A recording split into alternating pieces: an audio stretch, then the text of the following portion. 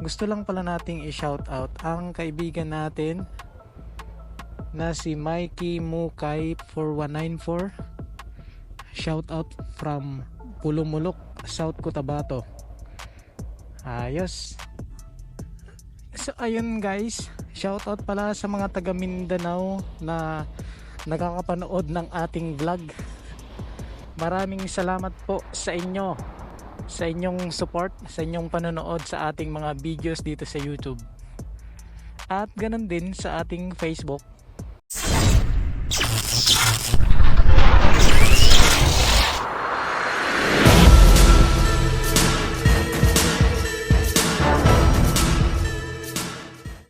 Good day guys. Dumating na pala ang ating plate number. Ayan bagong bago pa guys Pero halos isang taon at isang buwan bago natin ito nakuha. Ang tagal. Pero at least nandito na.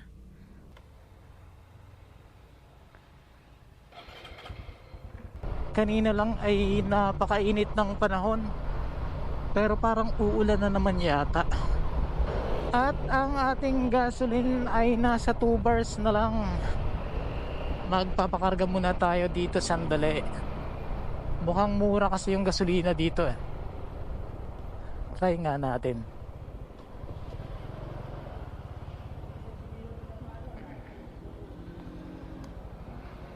Boss, may unleaded ka mo? 100 lang po. Walang itong painting.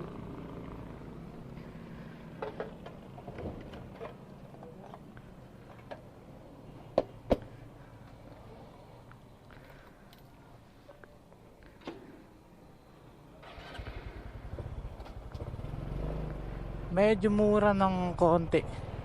Yung price ng gasoline dito ay nasa 60.90. Yung kanilang unleaded.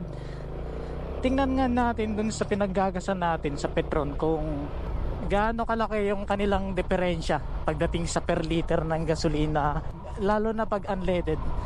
Ngayon, yung mga nakikita ko sa YouTube na yung kanilang like 125cc ina-upgrade nila into higher cc siguro, or yung bang sinasabing kinakargahan, parang ganon para lumakas at bumilis ang kanilang motor.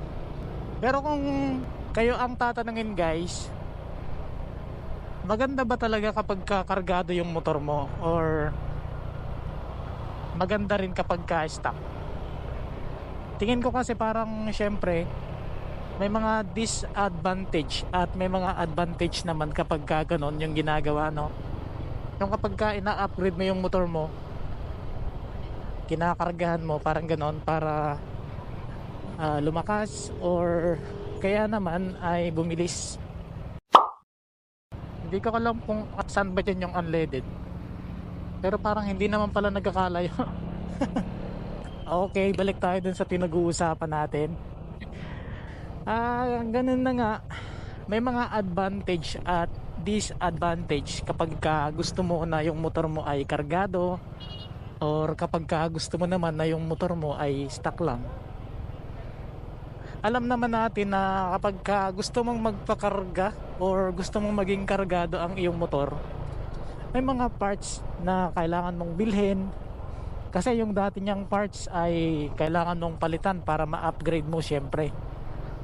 May mga parts na kailangan mong bilhin at kailangan mong baguhin. At syempre ay nangangailangan yan ng malaking gastos kapag gusto mong i-set up yung motor, or gusto mong mas pagandahin pa. Okay lang siguro kapag marami kang pera, ganun. Kapag marami kang pangbili ng pang-upgrade ng iyong motor, hindi naman masama ang mag-upgrade ng motor, di ba? Kung iyon ay kaya naman ng iyong bulsa. Katulad mo ng mga nakikita natin na dinadala sa mga motor show, di ba, mga upgraded yung kanilang mga motor. Yun ay dahil na rin sa meron silang pambili. Pero kung sa katulad ko na ako wala akong pambili, mas gugustuhin ko yung stock. Yung ganitong stock lang. At syempre, merong mga disadvantage kapag kargado yung motor mo. At meron namang advantage. Syempre kapag yung dating 125 or yung dating lower CC mo ay in-upgrade mo into higher CC, kung sa bilis at lakas, eh mabilis talaga at malakas at kayang makipagsabayan sa mga mabibilis na motor compare sa mga stock lang na syempre kung gaano lang talaga siya kalakas at kung ilan lang yung kanyang top speed, masasabi nating mahina compare sa mga higher CC, ay yun lang talaga. Pero syempre meron naman tayong iba-ibang kagustuhan, lalo na sa pagbumotor. May iba na yung gusto nila ay mabilis at higit sa lahat malakas. Pero may mga iba rin naman na yung mas gugustuhin din nila yung stock lang at kontento na sila sa bilis ng kanilang motor at kontento na sila sa kung anong nandun sa kanilang motor, hindi na nila ina-upgrade. Pero hindi ko naman sinasabi na yung mga nagpapa-upgrade ng motor ay hindi kontento. Hindi naman sa ganon. Syempre may kanya-kanya tayong hilig at may kanya-kanya tayong kagustuhan sa kung anong klaseng motor yung ating gusto. Pero ang kinagandahan naman ng ganitong stock lang, syempre kung yung gusto mong takbo ay yung parang chill lang at wala ka nang gagastusin pa, yung bang dating stock na wala ka nang gagalawin sa yung motor, okay naman yung ganon. Itong motor natin ay wala pa tayong binabago or ina-upgrade dito simula nang nakuha natin ito. Yung tanging napalitan lang natin dito ay itong kanyang gulong, dahil sa matagal na paggamit natin medyo lumambot na siya, palagi nang napaflat, kaya ayun pinalitan natin. Pero itong sa harapan na gulong natin ay hindi pa rin natin napapalitan at nakikita naman natin na medyo makapal pa. Maliban dyan, wala na tayong in-upgrade, wala na tayong binago sa kanyang design. Ganon din sa kanyang makina, mas lalong lalo na wala tayong ini-upgrade sa kanya.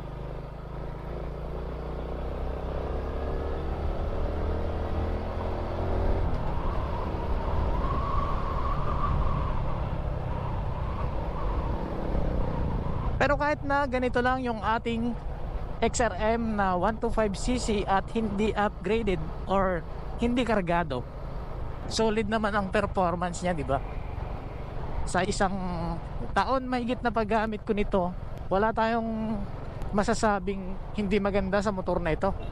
Kasi maganda naman talaga ang XRM 125. Okay na rin siguro, mas maganda na rin yung may mga upgraded na version ng XRM, no?